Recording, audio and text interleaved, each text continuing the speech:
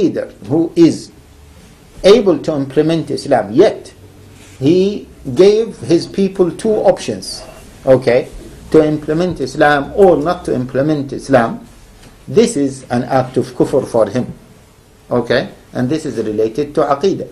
But for the people who were given the choices, whether you want Islam or you want kufr, this is a matter of aqidah for them to vote for Islam, to select Islam, not to say, okay, this is democracy and we are not going to be involved in democracy because democracy is kufr and it is not allowed for us to promote or to be involved in democracy. Is that clear? Yeah? Very, very simple. If you go to the even definition of voting according to the dictionaries, okay, legal dictionaries and dictionaries talking about political terms, you will see that voting is selecting one candidate among different candidates. So this proves the point that we have mentioned. Okay?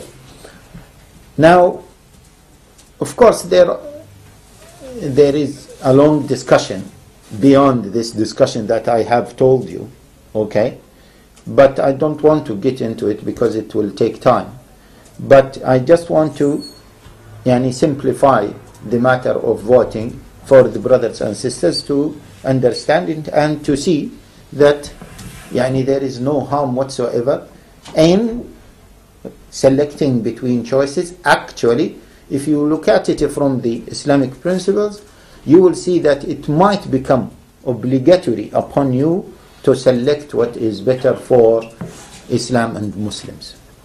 Agree or not? Okay? The second point here, which many people raise here, is that we are not allowed to go for the lesser of two harms. Okay?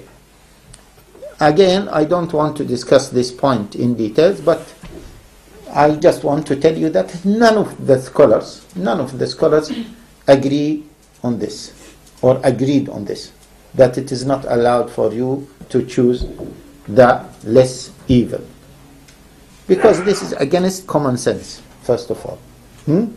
And the main purpose of Sharia, as Ibn al-Qayyim said, actually not as Ibn al-Qayyim said, from the beginning of the time of Shafi'i and all the way until our time, is to maximize the benefit and good and to minimize what? The shar, fasad, evil, corruption. To minimize. If you can eliminate it, that is good. But if you cannot, what to do? Just minimize it.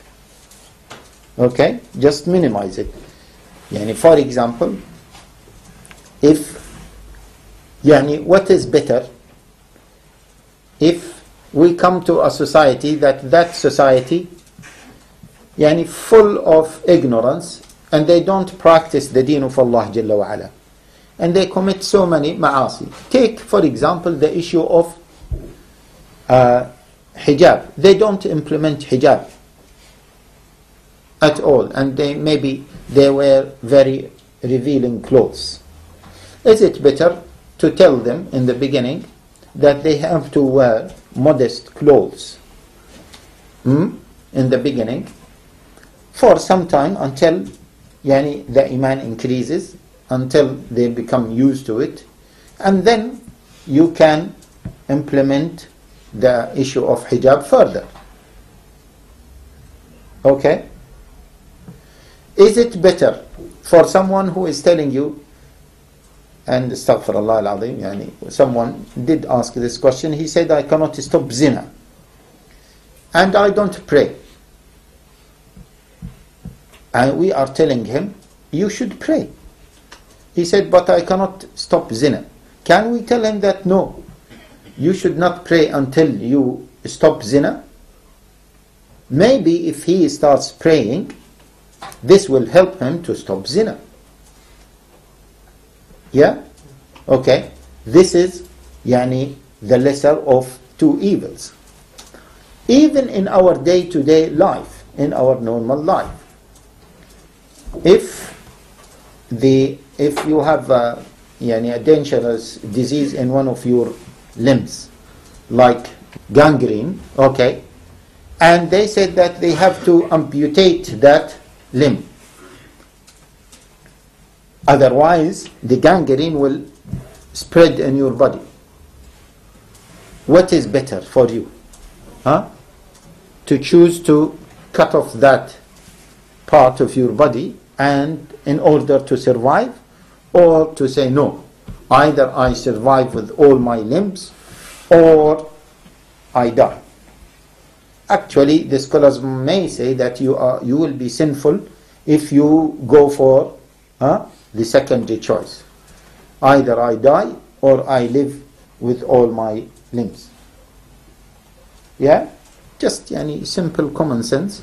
And there are so many ayat and ahadith that lead to this meaning, okay, indirectly.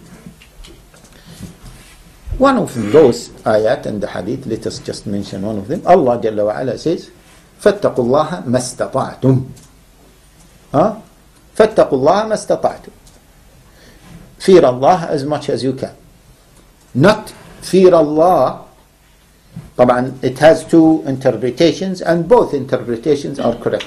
Fear Allah as much as you can, and fear Allah all the way until you cannot do anything more. Yeah?